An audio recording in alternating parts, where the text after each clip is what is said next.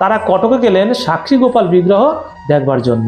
নিত্যানন্দ প্রভু পূর্বে একবার এখানে এসে লোকমুখে সাক্ষী গোপালের কথা শুনেছিলেন। মনের আনন্দে তাই মহাপ্রভুর কাছে বলতে লাগলেন। বিদ্যানগরের দুই ব্রাহ্মণ গিয়েছিলেন শ্রী বৃন্দাবনে তীর্থ করতে।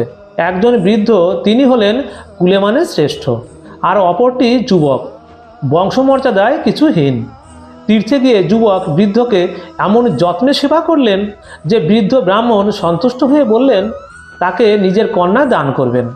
তাতে যুবকটি বললেন যে সে হতেই পারে না, তার মতো হীন বংশের ছেলে কুলে মানে শ্রেষ্ঠ বৃদ্ধ ব্রাহ্মণের মেয়েকে কিছুতেই বিয়ে করতে পারেন না, কন্যার আত্মীয় স্বজনতা স্বীকার করবেন না।